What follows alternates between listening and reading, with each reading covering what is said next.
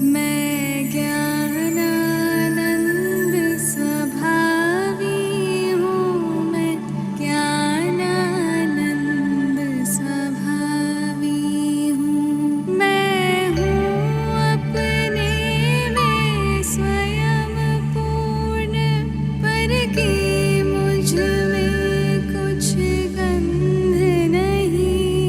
मैं अरस अरूपी स्पर्शी, पर से कुछ भी संबंध नहीं।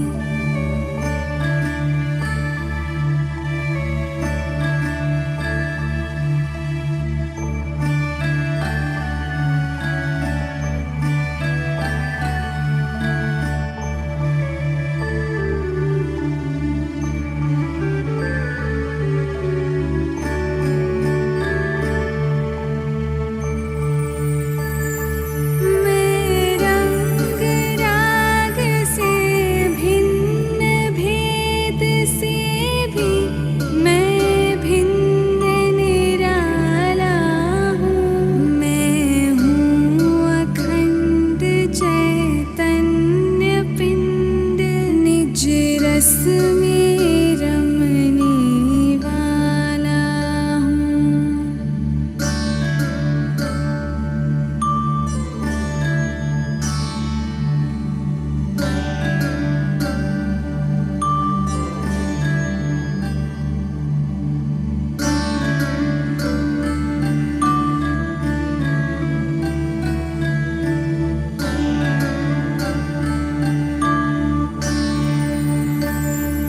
मैं ही मेरा करता धरता, मुझ में पर का कुछ काम नहीं। मैं मुझ में रहने वाला हूँ, पर में मेरा विश्राम नहीं।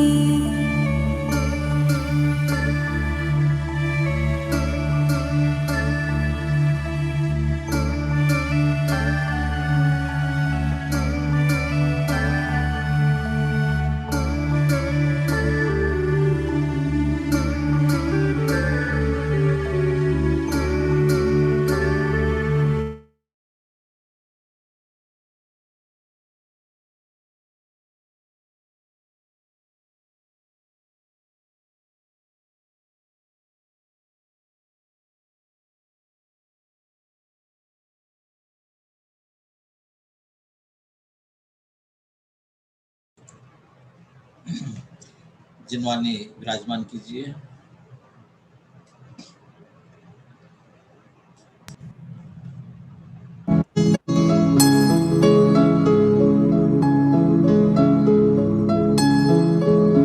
स्याद्वादनय षट्द्रव्य गुण पर्याय और प्रमाण का, जड़ कर्म चेतन बंध कारु कर्म के अवसान का। कह कर स्वरूप यथार्थ जग का, जो किया उपकार है उसके लिए जिन वाणी माँ को वंदना शत बार है। वंदना शत बार है, वंदना शत बार है।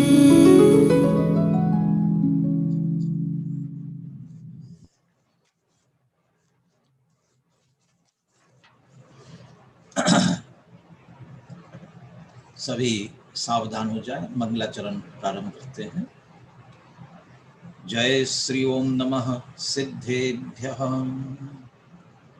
नमो अर्हन्ताणं नमो सिद्धाणं नमो आयर्याणं नमो वज्झायाणं नमो लोये सव्वसाहुम्। मंगलम भगवान वीरो मंगलम गौतमो गणी मंगलम कुंद कुंदाद्यो जैन धर्मोस्तु मंगलम सर्वमंगल मांगल्यम सर्वकल्याणकारकम प्रधानम सर्वधर्माणां जैनम जयतु शासनम्। वंदितु सौवसिद्धे ध्रुवमचलमणोवमं गतिं पत्ते वोच्छामि समयपाहुळ नमो सुदकेवली भणिदम्। नमः समय साराय स्वानुभूत्या चकासते चित्स्वभावाय भावाय सर्वभावान्तरच्छिदे अनन्तधर्मणस्तत्त्वं पश्यन्ति प्रत्यगात्मनः अनेकान्तमयी मूर्तिर्नित्यमेव प्रकाशताम्। समय सार का सार आचार्य कुंद कुंद देव की वाणी, आचार्य अमृत चंद्र की जुबानी। आचार्य कुंद कुंद देव विरचित समय सार परमागम पर आचार्य अमृतचंद्र देव ने जो आत्मख्याति टीका लिखी है उसको अपन मूल से समझने का प्रयास कर रहे हैं, जिसके अंतर्गत 12वीं गाथा तक की अपनी चर्चा हुई।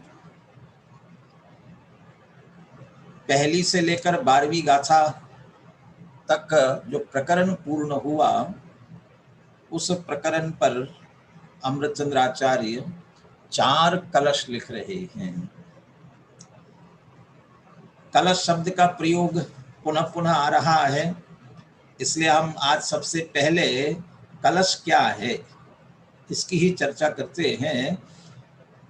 आदरणीय डॉक्टर हुकुमचंद जी भारेल जी ने समय सार अनुशीलन में बहुत अच्छा इसका विश्लेषण दिया हुआ है। उसी के आधार से हम सर्वप्रथम कलश क्या है इसे समझते हैं। यहाँ सरल हिंदी में है, मैं पढ़ता जाता हूँ, जहाँ आवश्यकता होगी वहाँ अपन उसकी चर्चा करेंगे।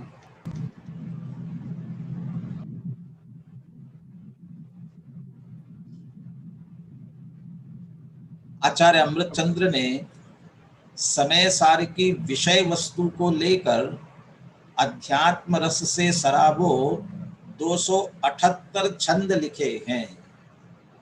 छंद लिखे हैं इसका मतलब श्लोक लिखे हैं। टीका गद्य में लिखी और उसके बीच बीच में श्लोक लिखे।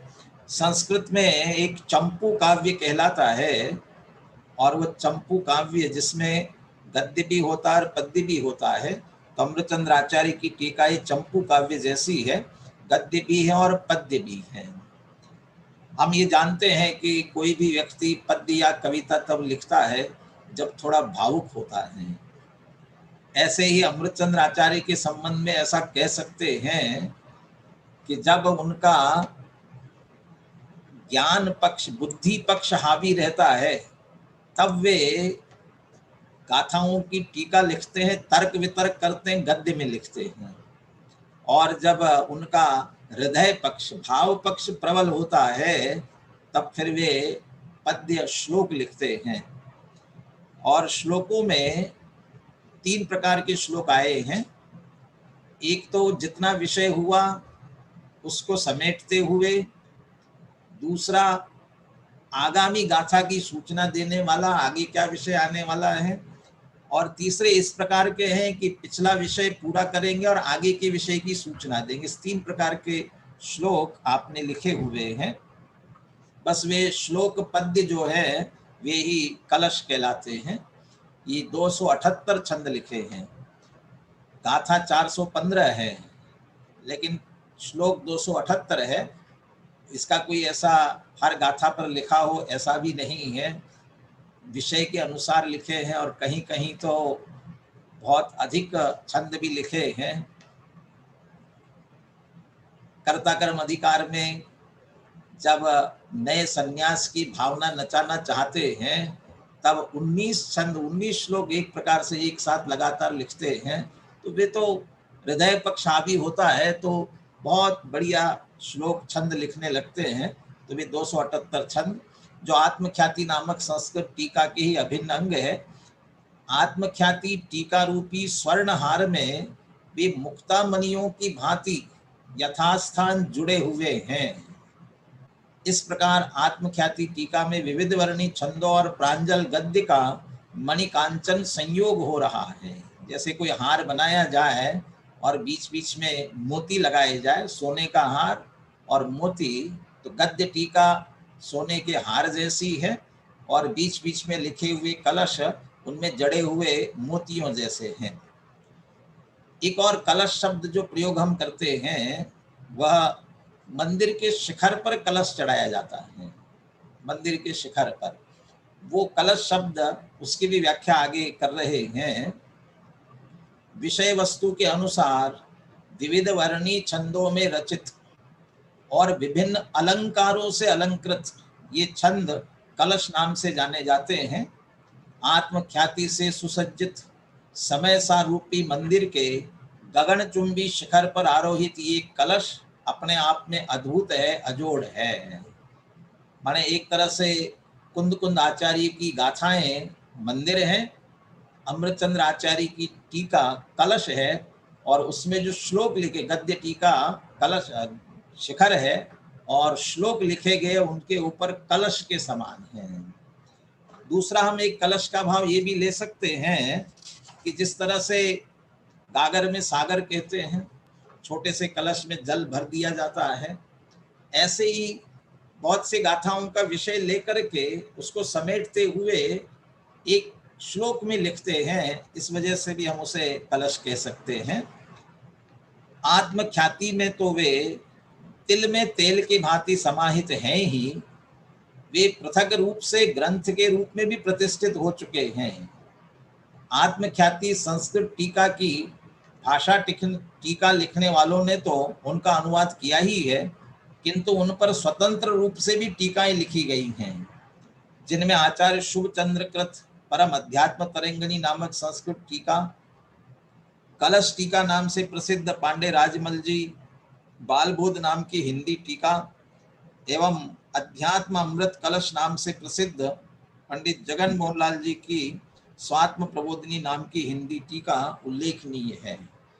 ये भी बड़ा विचित्र, माने समझ लीजिए ऐसा है कि वे तो क्रमशः ग्रंथ में आए हुए बीच बीच में श्लोक हैं, क्रमशः जब विषय पढ़ते हुए चलते हैं तभी तो उनका विषय समझ में आएगा, लेकिन अलग से भी उनका संकलन किया तो वो भी एक, चूंकि विषय को क्रमशः आगे बढ़ते हुए हैं इसलिए एक स्वतंत्र ग्रंथ, अकेले पद्य पद्यों का भी कलशों का भी हुआ और उस पर ये टीकाएं लिखी हुई है। इसके अतिरिक्त जो नाटक समय सार हैं वह भी इसी से संबंधित है। देखिए अगला लीजिए। इनके अतिरिक्त पांडे राजमल जी की बालबोध टीका को आधार बनाकर पंडित बनारसी दास जी ने इन कलशों की विषय वस्तु को हिंदी के विविध छंदों में सुसज्जित कर नाटक समय सार के रूप में प्रस्तुत किया, जो अपने आप में बेजोड़ कृति है। विगत 4 शताब्दियों से अध्यात्म प्रेमी समाज का कंठहार बनी हुई है। ऐसे ये संस्कृत के कलश है। चूंकि प्रारंभ के जो 3 कलश थे वे तो मंगलाचरण और भूमिका से संबंधित थे, इसलिए विषय आधारित कलश एक तरह से अभी प्रारंभ हो रहे हैं, इसलिए अपन ने कलश की चर्चा यहाँ की। अब चौथा कलश, अभी निश्चय व्यवहार की बात चल रही थी और निश्चय व्यवहार में व्यवहार अभूतार्थ है, निश्चय नहीं भूतार्थ है। व्यवहार ने का अनुसरण नहीं करना चाहिए, निश्चय ने का अनुसरण करना चाहिए। क्या किया जाए, हम किसका लक्ष्य करें, क्या करें? इसके लिए अब इस विषय को लेकर के अगला कलश लेते हैं, चौथा कलश। कलश लीजिए आगे, मैं कलश का पाठ करता हूं। अगला कलश ले लीजिए पहले।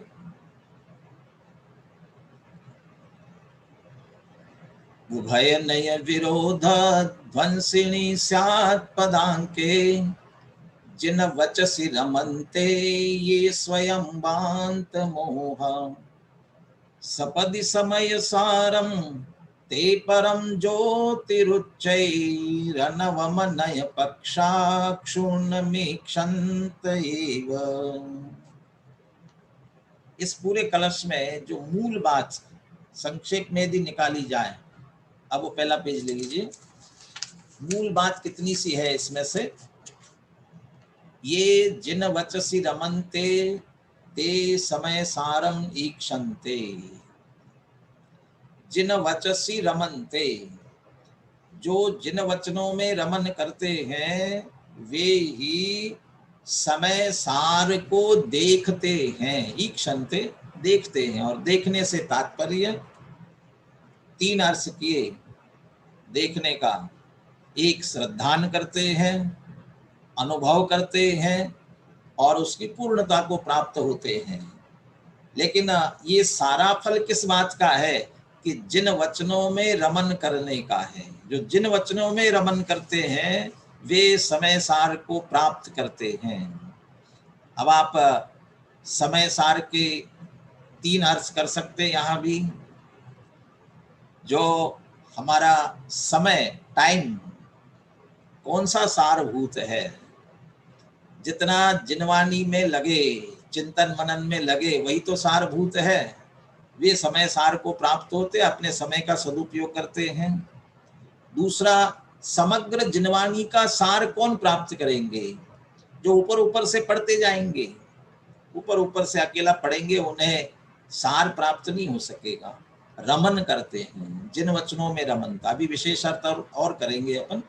और तीसरा, शुद्ध आत्मा को प्राप्त करते हैं। समय सारम ईक्षन्ते, शुद्ध आत्मा। तो शुद्ध आत्मा को प्राप्त करने का उपाय भी जिन वचनों में रमनता करना ही है। जो जिन वचनों में रमनता करते हैं वे ही शुद्ध आत्मा को प्राप्त कर सकते हैं। कोई कहेंगे कि नहीं नहीं, हम तो गुरु से समझेंगे, वाणी से क्यों, शास्त्र क्यों, गुरु से सीधा सुनेंगे ना, समझेंगे। और कुछ कह सकते हैं गुरु क्यों, हम तो साक्षात देव तीर्थंकर भगवान से समझेंगे। भैया, चाहे तीर्थंकर भगवान के पास चले जाओ, चाहे गुरु के पास चले जाओ, समझाएंगे तो वो वाणी से ही है। इसलिए उनके वचनों से ही हमें समझना होगा। आखिर में लौट फिर करके वचनों पर ही आना पड़ेगा। इसलिए जिन वचन, तो जिस तरीके से हमें जिन वचन प्राप्त हो उसमें रमनता। अब जिन वचनों की क्या विशेषता है, कैसे जिन वचन और उसमें रमनता कैसे करना। और तीसरी बात, जिस समय सार को प्राप्त होंगे वो समय सार कैसे। बस इनकी विशेषताएं श्लोक में दी गई है, उन विशेषताओं को समझते। पुनः श्लोक ले लीजिए। कैसी जिनवाणी, जिन वचसी रमनते, जिनवाणी कैसी, दो विशेषताएं दी। सबसे पहले तो स्यात् पदांके, जिन वचसी, स्यात् पदांके, स्यात् पद से अंकित है। जैसे आजकल क्वालिटी के लिए किसी पर ISI का मार्का होता है, सोने की चीजों पर हॉलमार्क लगा होता है, ऐसे जिनवाणी, ये जिनेंद्र भगवान की वाणी है। किससे अंकित है, किसकी मुद्रा है? कि स्यात् पद अंकित, स्यात् पद की मुद्रा। स्यात् पद कथनचित स्यादवादमयी वाणी है। और उसी स्यादवाद की विशेषता क्या है? उभय नय विरोध ध्वंसिनी, उभय नय विरोध। अभी अपन निश्चय व्यवहार की बात कर रहे थे। व्यवहार अभूतार्थ है, निश्चय भूतार्थ है। तो ये तो बिल्कुल एक दूसरे के विरुद्ध बात लगती है। द्रव्यार्थिक पर्यायार्थिक की बात करें, द्रव्यार्थिक नय से वस्तु नित्य है पर्यायार्थिक न से अनित्य है, तो नित्य अनित्य, तो ये दो नए परस्पर विरुद्ध बात करते हैं। तो ये तो दो नयों में बिल्कुल विरोध है। कहते वास्तव में नयों में विरोध नहीं है, विरोध को ध्वंस करने वाली ये तो कह रहे हैं उभय नए विरोध ध्वंसिनी, उभय नए के विरोधों उभय नए में विरोध का ध्वंस करने वाली। इसलिए हिंदी अर्थ करते समय ये विशेषता दी कि प्रतिपादन में दिखाई देने वाले विरोध को, विरोध है नहीं उनमें, वो तो हमें भाषित होता है परस्पर विरुद्ध जैसा। यदि उनमें विरोध होता तो फिर एक साथ एक वस्तु में हो ही नहीं सकते थे। नित्यता और अनित्यता में विरोध नहीं है, एक अनेक में विरोध नहीं है। यदि विरोध होता तो एक वस्तु में हो ही नहीं सकते थे।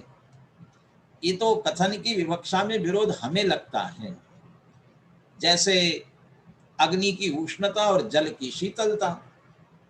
अब ये दोनों की बिल्कुल परस्पर विरोध है। अंधकार और प्रकाश ये परस्पर विरुद्ध है। तो ये विरोध है तो विरोध है, ये दोनों एक साथ एक जगह नहीं हो सकते हैं। परंतु नित्य अनित्य एक अनेक एक वस्तु में पाए जाने वाले, इनमें विरोध नहीं है। इसलिए एक एक पक्ष को कहने वाले नए में भी विरोध नहीं है, विरोध भाषित होता है।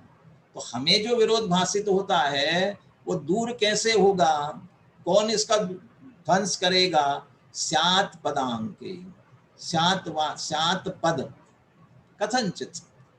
नित्यता है तो द्रव्य की अपेक्षा है, और पर्याय प्रति समय पलट रही इसलिए अनित्य है। अनेक गुण पर्यायों को पीकर बैठा एक द्रव्य लिखते हैं तो द्रव्य की अपेक्षा एक है और उसके गुण पर्याय अनेक है। तो ये इनकी इन अपेक्षाओं से अपेक्षा देखते हैं तो उसमें कोई विरोध नहीं है। यहाँ तक कि अस्ति और नास्ति, सत्य भी और असत्य भी, वस्तु सत्य भी और असत्य भी है, वही वस्तु सत्य और वही असत्य, ये तो बिल्कुल विरुद्ध लगता है ना। लेकिन स्वरूप से, स्व चतुष्टय से सत्ता इसलिए सत्य है, अब पर चतुष्टय से असत्य है। तो ये विवक्षा, ये स्यात् पद जो है ये विरोध को दूर करती है।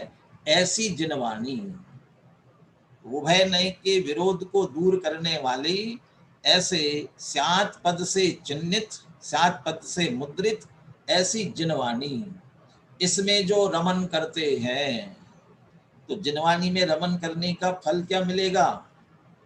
ये स्वयं वांत मोहा, जिन वचसी रमनते स्वयं वांत मोहा। जिन वाणी में रमन करेंगे तो मोह वमन हो जाएगा, मोह नष्ट हो जाएगा। जब यथार्थ बात, सत्य बात समझ में आएगी तो फिर विपरीतता क्यों नहीं जाएगी। स्वयं वांत मोहा, जिन वाणी में रमन करने वालों का मोह स्वयं में वमन होता है, स्वयं वांत मोहा। यहाँ वांत मोहा इस विशेषण को पहले भी लगा सकते और बाद में भी। स्वयं वांत मोहा जिनवचसी रमनते, जो मोह का वमन करके जिनवाणी में रमन करते हैं वे समय सार को प्राप्त करेंगे। स्वयं वांत मोहा, पहला मोह छोड़ो फिर जिनवाणी में रमन करो।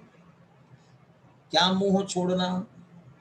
दो तरह का मोह है, मिथ्यात्व, ग्रहित मिथ्यात्व और अग्रहित मिथ्यात्व।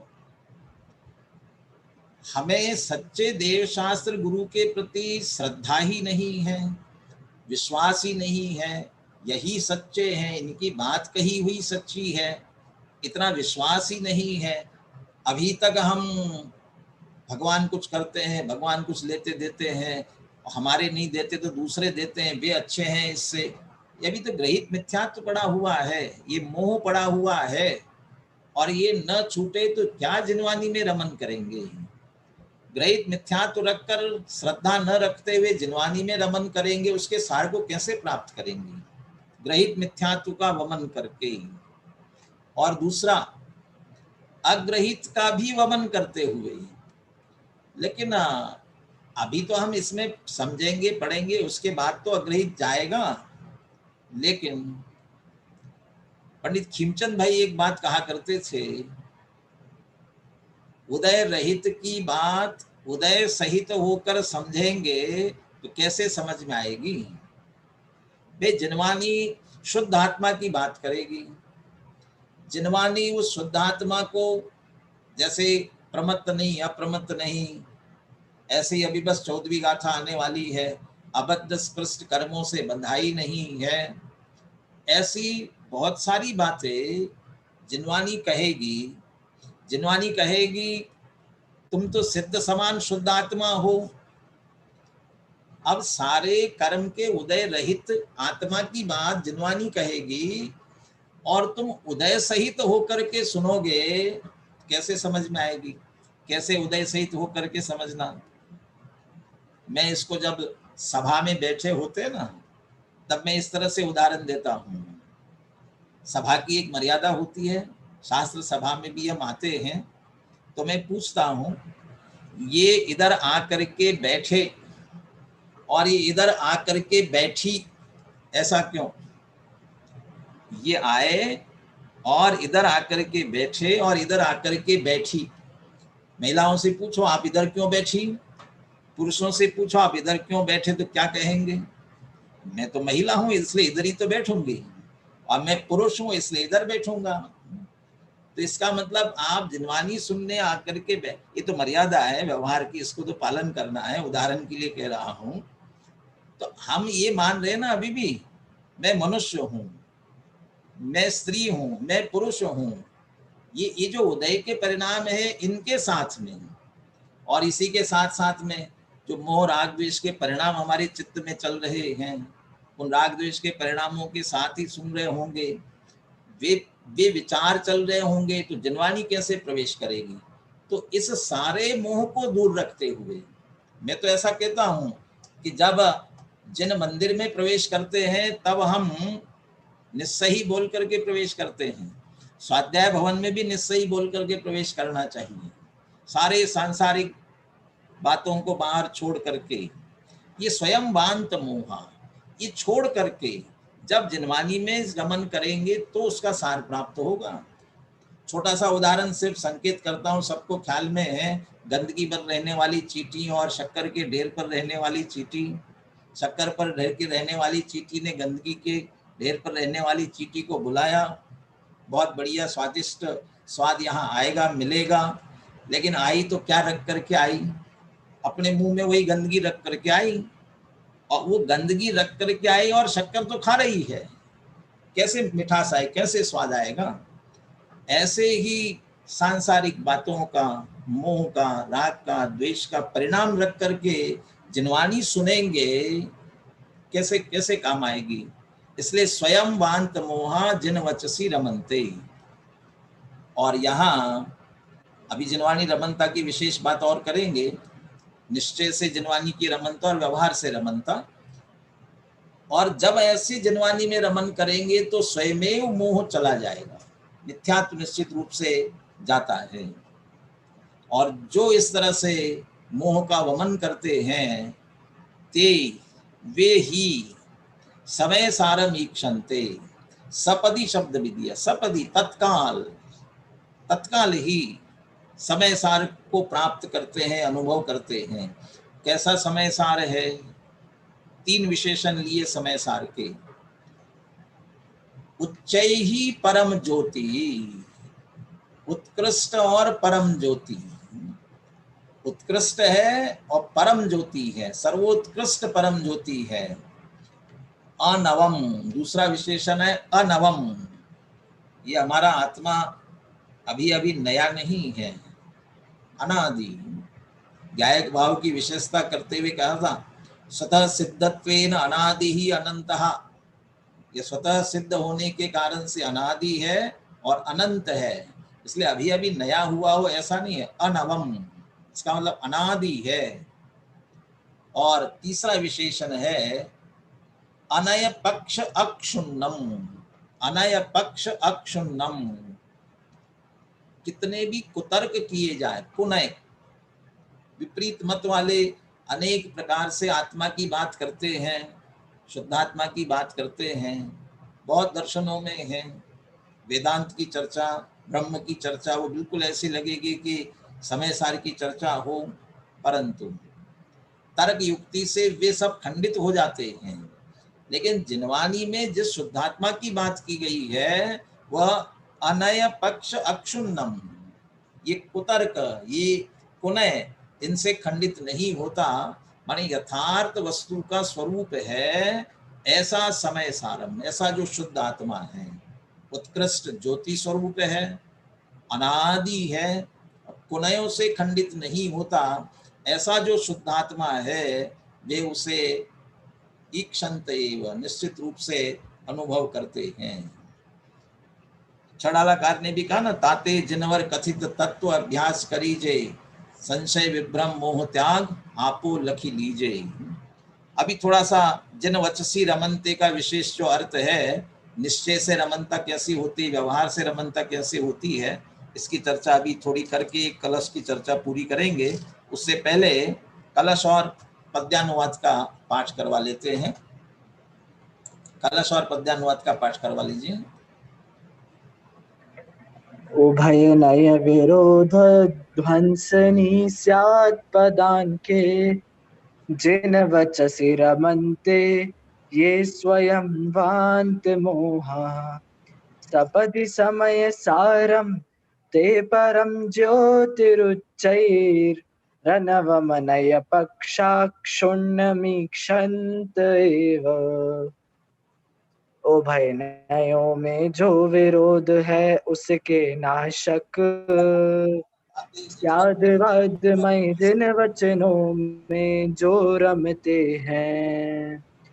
मोह वमन कर अनय अखंडित परम ज्योतिमय, स्वयं शीघ्र ही समय सार में वे रमते हैं।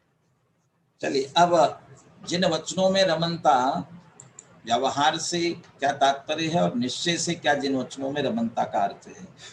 देखिए, आत्म कल्याण की भावना से जिनवानी का अत्यंत रुचि पूर्वक स्वाध्याय करना, पढ़ना पढ़ाना, लिखना लिखाना, उसके अर्थ का विचार करना, मंथन करना, परस्पर चर्चा करना, प्रश्नोत्तर करना आदि व्यवहार से जिन वचनों में रमन करना है।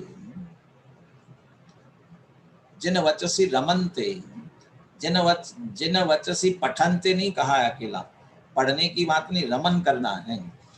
स्वाध्याय के सभी अंग भी इसमें आ गए, वाचना, पृच्छना, अनुप्रेक्षा, आमनाएं, धर्मोपदेश भी हुआ। जब हम परस्पर चर्चा करेंगे, समझाएंगे, पढ़ना पढ़ाना, इसलिए सभी अंग इसमें आ गए।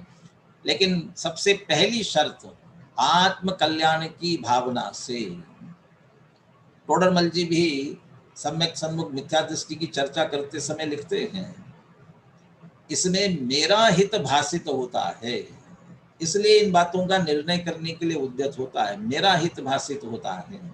ये आत्म कल्याण की भावना से जिनवानी को पढ़ना पढ़ाना लिखना सारे जो जो कार्य इससे संबंधित है, ये व्यवहार से जिन वचनों में रमनता है, ये व्यवहार है। हम तो ऐसा समझते हैं सामान्य रूप से कि पाठ करना समझ में आए चाहे नहीं आए तो व्यवहार होगा, और भाव अर्थ समझते हुए करने वो निश्चय होगा। भाव अर्थ आप अभी शब्दों को समझ रहे हैं, तब तक वह व्यवहार से जिन वचनों में रमनता है। सम्यक दर्शन की प्राप्ति के लिए जो लब्धियां होती है, उसमें से व्यवहार से जिन वचन में रमनता करना, ये देशना लब्धि का प्रतीक है, ये देशना लब्धि है। जब हम आत्म कल्याण की भावना से जिनवानी का इस तरह पठन पाठन करते हैं, तब वो देशना लब्धि है। यदि परीक्षा पास करने के लिए पढ़ेंगे तो देशना लब्धि नहीं है, पांडित्य प्रदर्शन के लिए पढ़ेंगे तो देशना लब्धि नहीं है, और किसी भावना से पढ़ेंगे सचमुच देशना लब्धि नहीं है। आत्म कल्याण की भावना से पढ़ते हैं तो वास्तव में देशना लब्धि का प्रतीक है। और निश्चय से जिनवानी में रमनता करने का अर्थ क्या है? निश्चय से, ये पांडे राजमल जी और गुरुदेव श्री ने जो इसके विशेष अर्थ निकाले उसमें से आदरणीय डॉक्टर साहब ने जिन अनुशीलन में ये विषय लिया, जिनवानी प्रतिपादित शुद्ध नहीं की विषय वस्तुभूत आत्म वस्तु का अनुभव करना निश्चय से जिन वचनों में रमन करना है। माने आत्मा का अनुभव करने वाले वास्तव में जिनवानी में रमनता करते हैं। जैसे निश्चय स्तुति आएगी 31, 32, 33 गाथा में, और उस निश्चय स्तुति में कहीं भगवान नहीं होंगे, आत्मा ही आत्मा होगा और वो भगवान की स्तुति कहलाएगी। ऐसा ही निश्चय से जिनवानी की रमनता तो उसमें जो प्रतिपादित शुद्ध आत्मा है उसका अनुभव करना, और इसीलिए जिन वचनों में रमन करते हैं वे शुद्ध आत्मा का अनुभव करते हैं। तो जिनवानी तो जड़ है, शब्द रूप है, उसमें रमन करने वाले आत्मा का अनुभव कैसे करेंगे? इसलिए करें निश्चय की बात है कि उसका भाव लेकर के और आत्मा का अनुभव करते हैं, वे निश्चय से जिन वचनों में रमनता करते हैं। और ये जो निश्चय से जिन वचनों में रमनता करना है ये करण लब्धि का प्रतीक है, ये करण लब्धि है, तो शुद्ध आत्मा का अनुभव करण लब्धि है। और जो जिनवानी पढ़ रहे हैं उनके क्षोभम विशुद्धि लब्धि तो है ही, और जो चिंतन मनन करेंगे तो प्रायोगिक लब्धि भी निश्चित रूप से होती है, और देशनाकरण लब्धि पूर्वक सम्यक की प्राप्ति निश्चित रूप से होती है। ये चौथा कलश हुआ। 5वें कलश की तरफ आगे बढ़ते हैं। अब ये 5वां कलश 12वीं गाथा का विषय अपने में समेटे हुए हैं। 12वीं गाथा में विस्तार से चर्चा अभी कल ही की अपन ने, इसलिए अब इसमें अधिक विस्तार करने की आवश्यकता नहीं पड़ेगी, सहज विषय हमारे ख्याल में आता जाएगा। कलश का पाठ मैं कर रहा हूं, आप सभी ध्यान से सुने।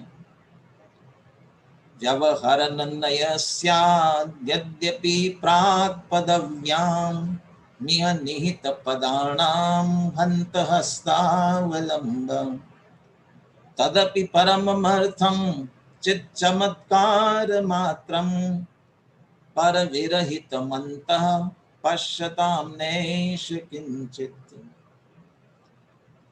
व्यवहरन्नयाः यद्यपि यह प्राग पदव्याम निहित पदानाम हस्तावलंबः स्यात्।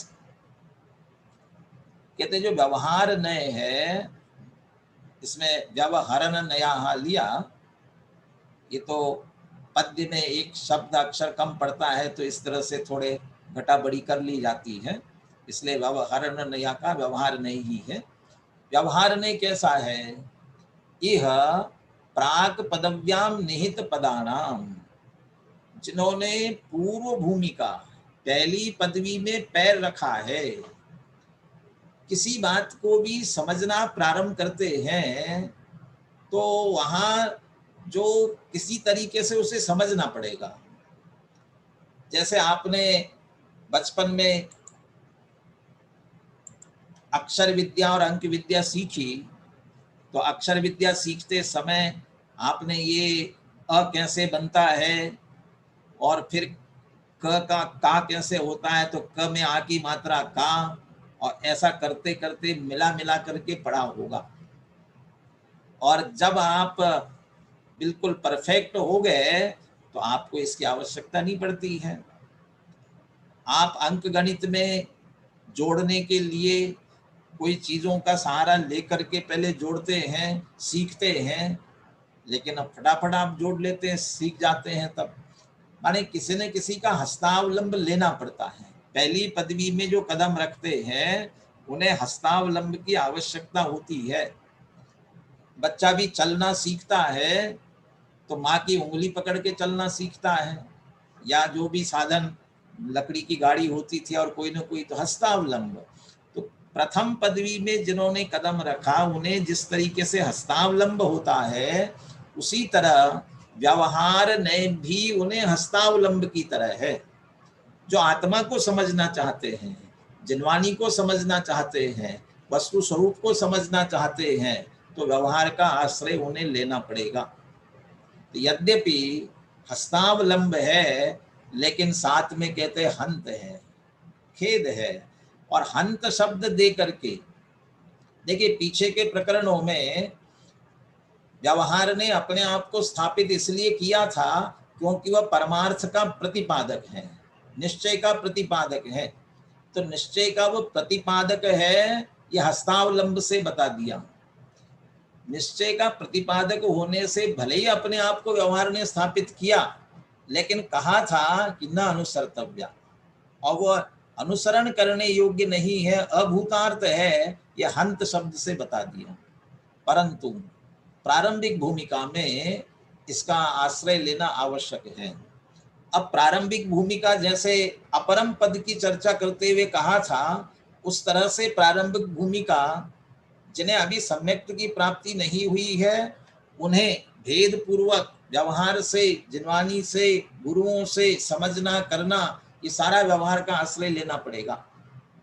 और सम्यक दर्शन होने के बाद भी जब तक अनुभव में नहीं जाते हैं, शुद्धोपयोग में, तब तक उस शुद्धात्मा का स्वरूप चिंतन करना, इस प्रकार का व्यवहार, और अन्य का आश्रय छुड़ाने के लिए व्रतादि का अंगीकार करना, इस प्रकार का व्यवहार, अशुभ से बचने के लिए शुभ का आश्रय करना, इस प्रकार का व्यवहार, इसका भी आश्रय लेना पड़ेगा।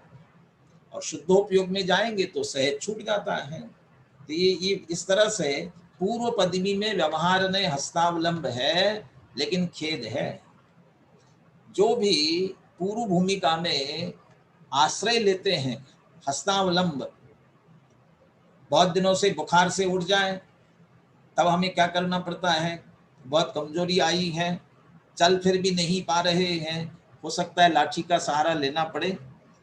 पद्यानुवाद में शायद दुर्बल को लाठी है हस्तावलंब जो, ऐसा ही उदाहरण बनाया।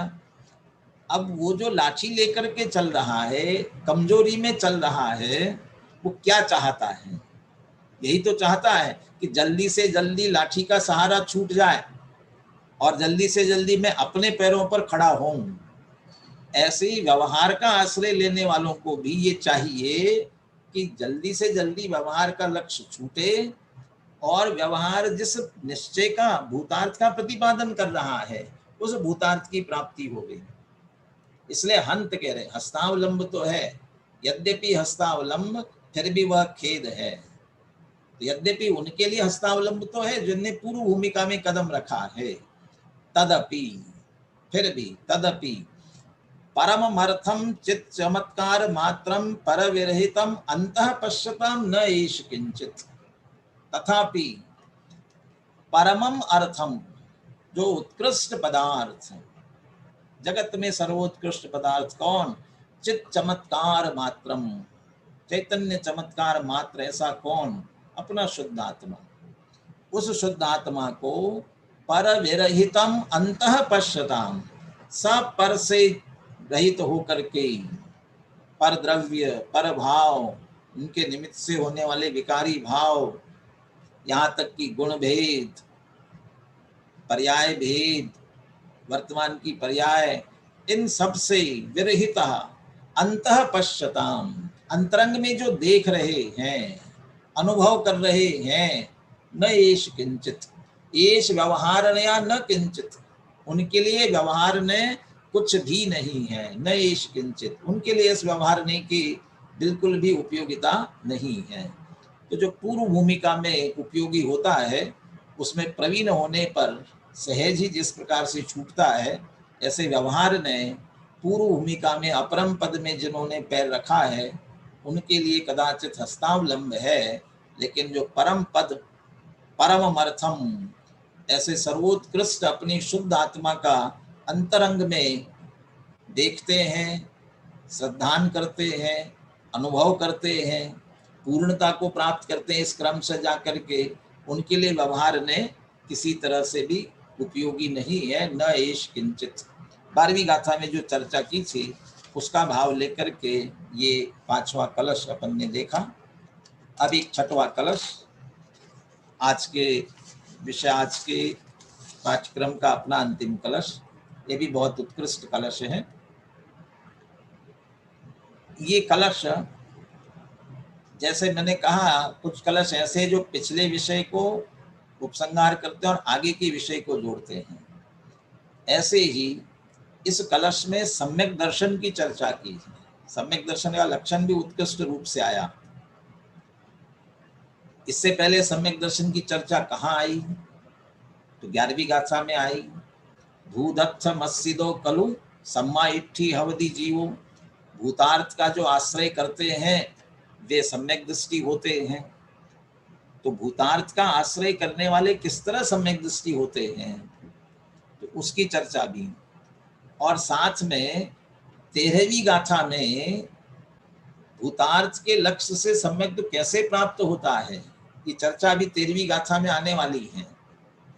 और साथ ही 13वीं गाथा तो चूंकि वहां से विस्तार रुचि वाले शिष्य के लिए समय सार आ रहा है, तो पूरे अधिकारों का एक तरह से क्या क्या विषय आगे विस्तृत बताने वाले हैं उनका संकेत भी है, लेकिन उसमें भी सम्यक दर्शन की चर्चा है। तो उस विषय को भी जोड़ने वाला ये कलश है। मैं कलश का पाठ करता हूँ, आप ध्यान से सुने। मेरे ख्याल से पिछला कलश का पाठ कराना छूट गया, एक बार पाठ करा लेते हैं पद्यानुवाद के साथ में। पिछला कलश लीजिए। बोलिए।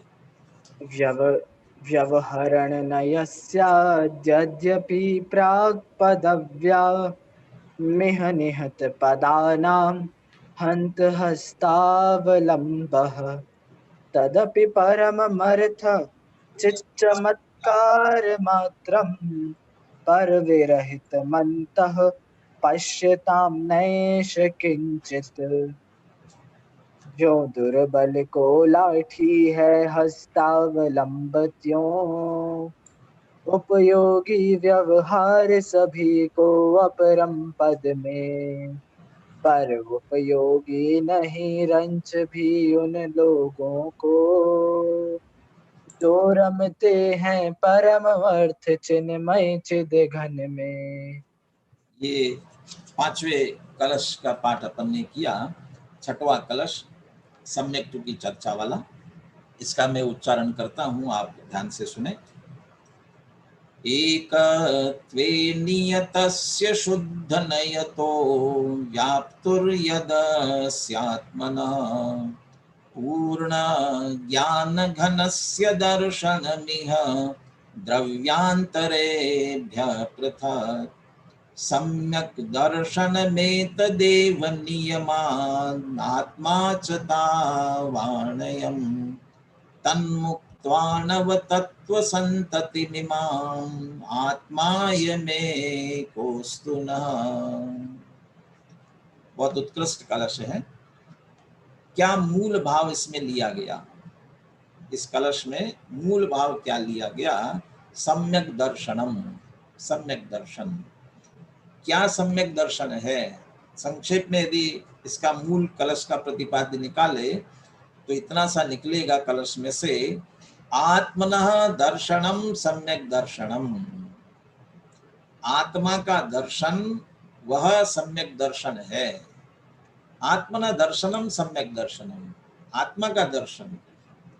तो दर्शन माने जैसे जिनेंद्र भगवान का दर्शन करते हैं वैसे, अरे दर्शन शब्द के बहुत अर्थ होते हैं। हम दर्शन पाठ में भी जो दर्शन शब्द का प्रयोग करते हैं, दर्शनम देवदेवस्य, दर्शनम पापनाशनम, दर्शनम स्वर्ग सोपानम, दर्शनम मोक्ष साधनम। अब यहाँ दर्शन दर्शन शब्द का प्रयोग कर रहे हैं, लेकिन दर्शनम स्वर्ग सोपानम, दर्शनम मोक्ष साधनम एक ही हो सकता है। स्वर्ग की प्राप्ति और मोक्ष की प्राप्ति एक ही इस प्रकार से हो सकती है, इसलिए दर्शन का भाव अलग अलग हो सकता है। यहाँ दर्शन शब्द देखने के अर्थ में नहीं है, श्रद्धान के अर्थ में है। आत्मा का श्रद्धान, उसका नाम सम्यक दर्शन है। लेकिन कैसा श्रद्धान, कौन सी हम भी तो मान रहे हम भी आत्मा है। कैसी आत्मा है ना? अभी मनुष्य है, संसारी है, रागी है, तो ऐसा श्रद्धान करने से हो जाएगा? ये ऐसा नहीं होगा। तो कैसे होगा? शुद्ध नयतः एकत्वे नियतस्य व्याप्तुः यत अस्य आत्मनः दर्शनम। बहुत सारे विशेषण लगाए हैं। सबसे पहले कह रहे हैं आप शुद्ध नय का प्रयोग करो, क्योंकि भूतार्थ के आश्रय से सम्यक की प्राप्ति होती है। संयोगों सहित आत्मा है तो सही, लेकिन उसे जिस तरह एक्सरे का कैमरा देखता है, तो एक्सरे का कैमरा यहाँ इसमें सीधा हड्डियों के ढांचे को ही देखता, और कुछ नहीं दिखता। ऐसे ये सब होते हुए भी शुद्ध नय की दृष्टि बनाओ, और जब शुद्ध नय से देखेंगे तो कैसा दिखेगा? पूर्ण ज्ञान घनस्य, ज्ञान मात्र, जान बोध जो भाव, एक ज्ञायक भाव, पूर्ण ज्ञान घन, ज्ञान का घन पिंड है, ज्ञान मात्र है। तो ज्ञान मात्र है तो अकेला ज्ञान ही है क्या? नहीं, व्याप्त हो, वह तो अनंत गुण पर्यायों में व्याप रहा है। ज्ञान मात्र तो लक्षण की अपेक्षा से कह दिया, परंतु वह अनंत गुण पर्यायों में व्यापने वाला है, व्याप्त है। अब अनंत गुण पर्यायों में व्याप्त तो भेद में जाएगा ना? कि नहीं, भेद में नहीं जाएगा, हम शुद्ध नय से देख रहे हैं, इसलिए एकत्वे नियतस्य, जो पूर्ण ज्ञान घन है, अनंत गुण पर्यायों में व्याप्त है, उसे शुद्ध नय एकत्व में ले जाता है, एकत्व में स्थापित करता है। एक ज्ञायक भाव, एकत्वे नियतस्य।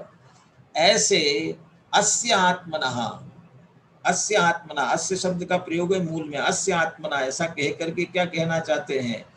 हर एक को अपनी आत्मा के श्रद्धान से सम्यक दर्शन होगा, भगवान के श्रद्धान से नहीं हो पाएगा।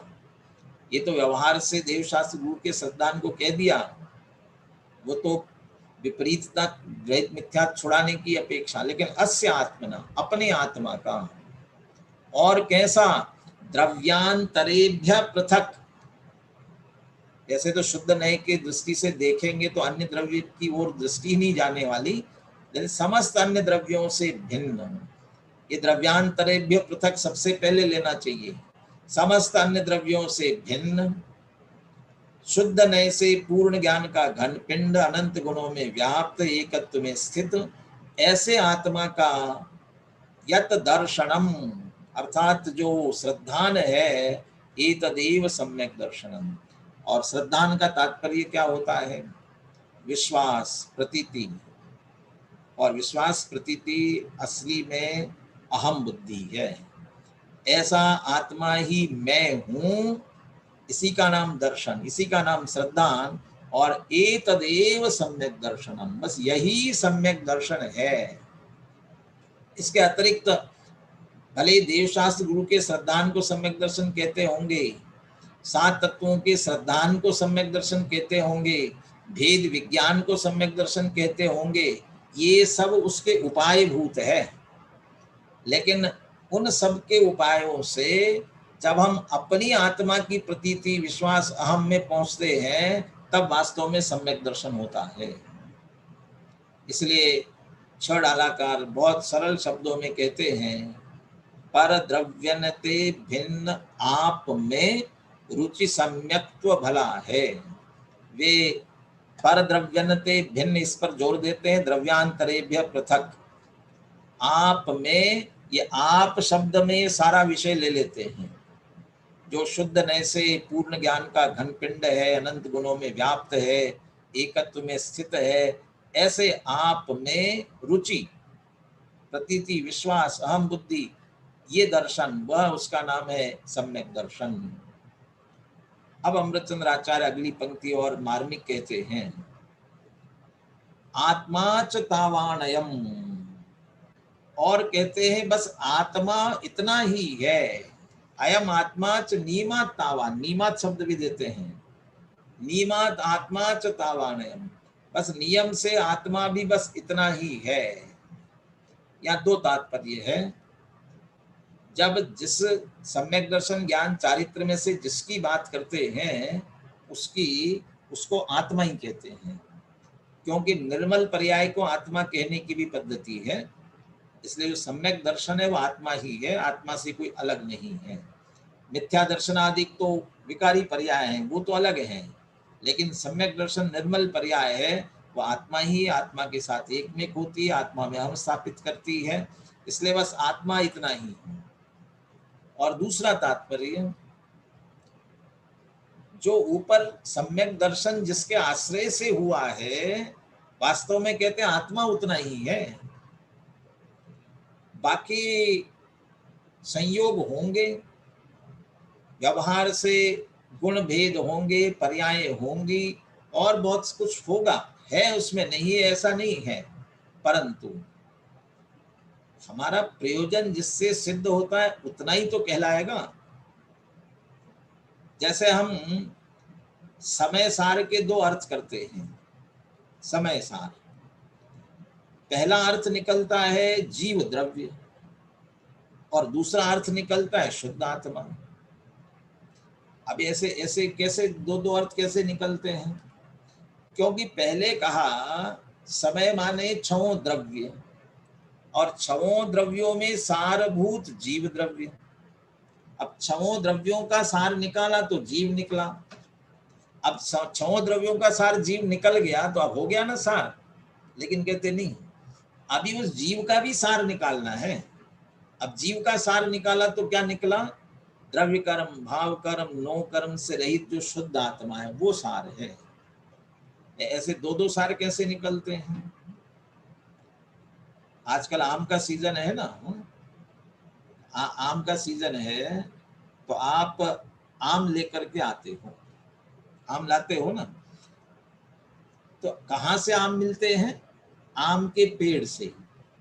तो आम का पेड़, लेकिन उस पेड़ में आपको सारभूत क्या है? पेड़ से कुछ लेना देना नहीं, आप अकेला आम का फल लेते हो उसमें से, बाकी कोई आपको लेना देना नहीं है। लोक में हम कहते भी हैं आम खाने से मतलब कि पेड़ गिरने से मतलब है। तो पेड़, आम का वृक्ष, उसमें से सारभूत फल आया। अब सारभूत फल हो गया ना, आप फल खाओ ना आम, तो ऐसे खा लेते हो। क्या करते हो? उसमें से भी छिलका और गुठली छोड़ करके जो सार है वो ग्रहण करते हो। इसका अर्थ हमारे लिए आम कितना है? वास्तव में जितना हमने ग्रहण किया वही तो आम है, उसी का हम स्वाद लेते हैं। बाकी तो सब जरूरी है। बिना पेड़ के आम नहीं मिलेगा, बिना छिलके गुठली का आम मिलेगा नहीं, परंतु ग्रहण करते समय हमारे लिए तो उसका रस ही आम है।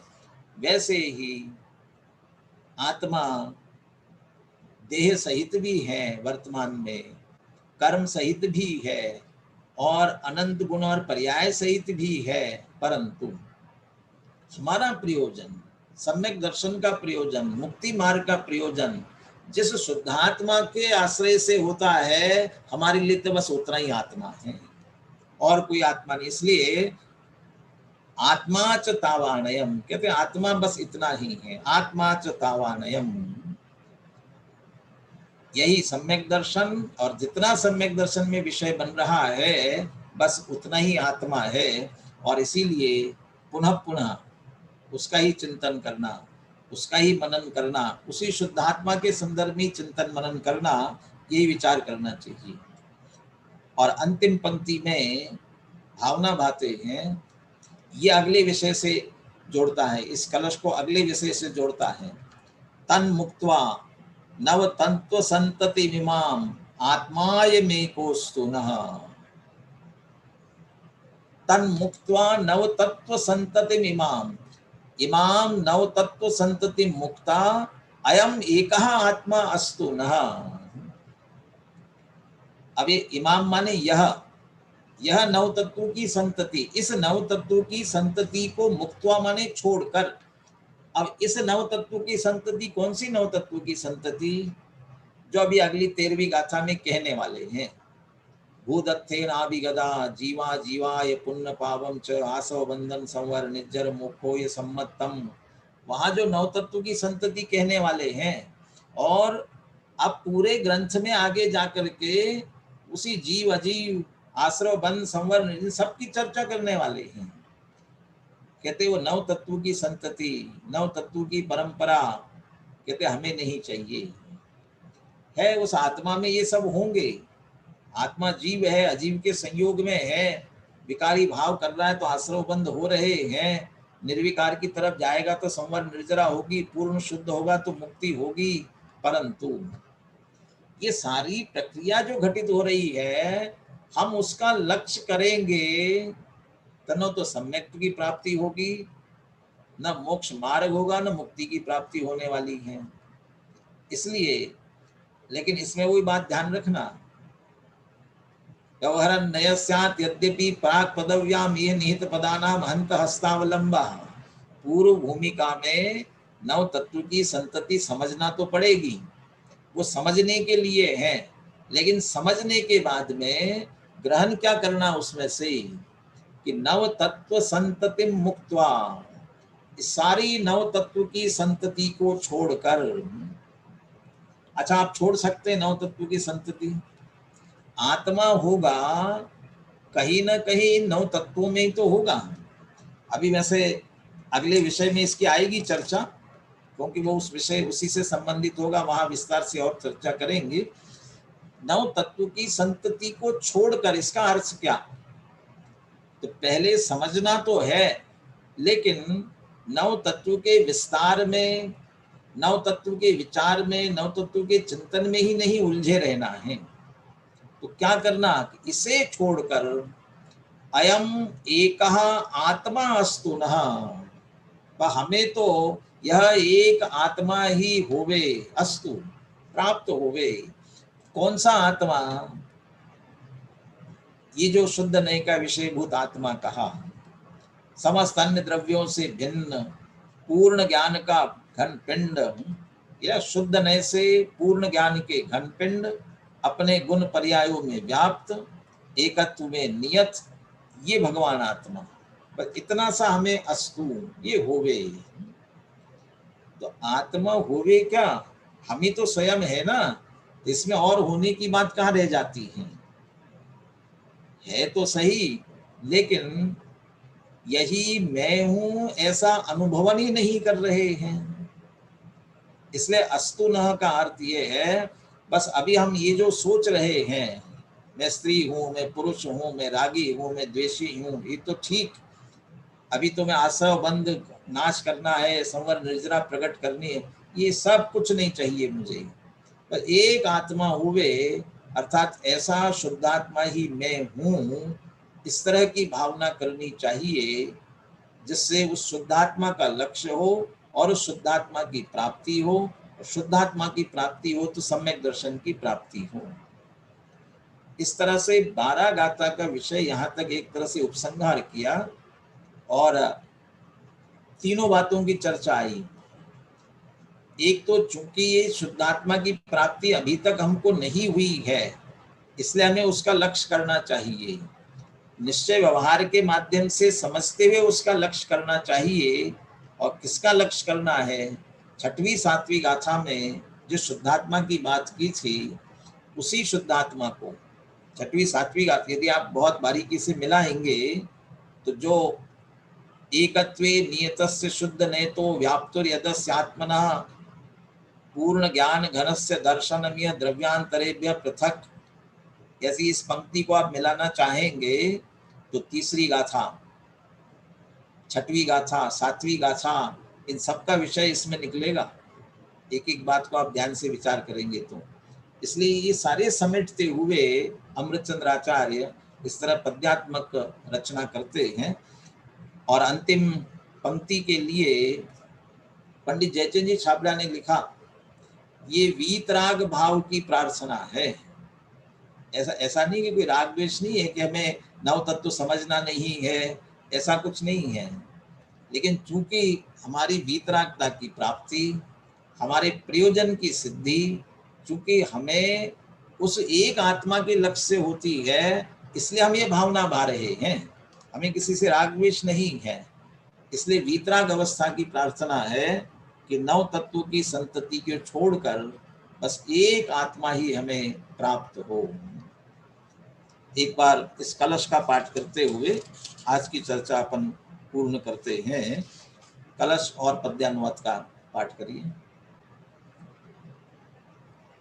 एकत्वे नियतस्य शुद्ध नयतो व्याप्तुर्यदस्यात्मनः पूर्ण ज्ञान घनस्य दर्शनमिह द्रव्यांतरेभ्यः पृथक् सम्यग् दर्शन में तदेव नियमा दात्मा च तावानयम् तन्मुक्त्वा नवतत्त्वसन्ततिमिमा माये कोस्तु नः नियत है जो स्वयं के एकत्व में नए शुद्ध से वह ज्ञान का घन पिंड पूर्ण पृथक है पर द्रव्य से नव तत्व की संतति तज बस एक यह अपनाइए इस आत्मा का दर्शन आत्मा ही चाहिए। इस तरह से हम भी निरंतर ये भावना भाए, यदि चौथे, पांचवें और छठवें कलश की बात करें कि जिन वाणी का आश्रय लेकर के जिन वचसी रमनते, जिन वाणी की रमनता और उसके माध्यम से प्रथम भूमिका में व्यवहार का भले ही आश्रय ले, लेकिन शुद्ध नय के विषयभूत एक शुद्धात्मा की हमें प्राप्ति होवे। आत्मायम एकोस्तु नः, ऐसी भावना के साथ आज की चर्चा अपन यहाँ पूर्ण करते हैं।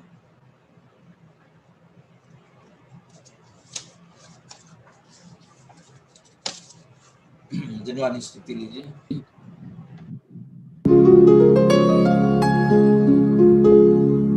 निज निधि निज में बताए यह अनंत उपकार है उसके लिए जिन वाणी माँ को वंदना शत बार है, वंदना शत बार है, वंदना शत बार।